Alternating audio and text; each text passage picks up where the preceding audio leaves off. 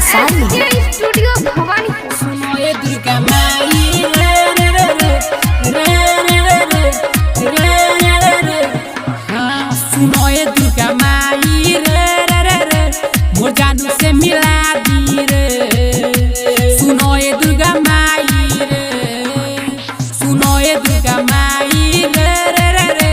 मोर जानू से मिला दी रे सुनो ये दुर्गा माई रे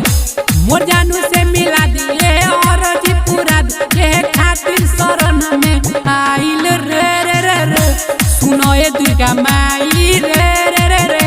मोर जानू से मिला दी रे सुनो ये दुर्गा माई रे हाजीपुर वैशाली सुनो ये दुर्गा माई रे रे रे रे रे रे रे रे सालों से बिछड़ल बापे मोर जानू मिलत नहीं खे जान रे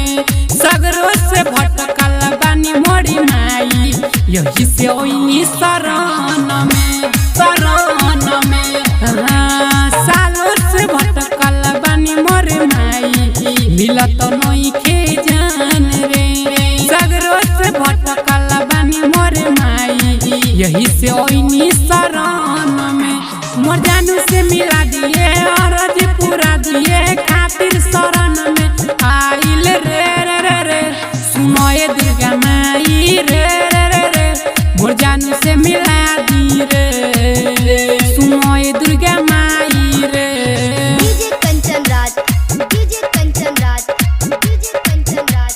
नीम चौक चौसीमा वैशाली सुनो ये दुर्गा माई रे रे रे रे हाँ जल्दी से कोरी माई अपन सकतिया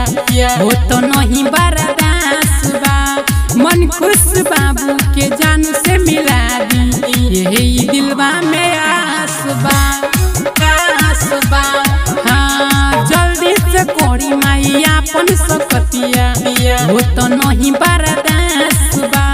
मन खुश बाबू के जानू से मिला दी यही दिलवा में आस बा मोर जानू से मिला दिए और जी पूरा दिए खातिर शरण में आइल रे रे रे रे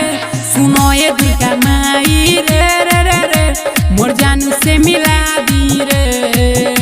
सुनो ये दुर्गा माई रे रिकॉर्डिंग बाय राजा राज बिहार।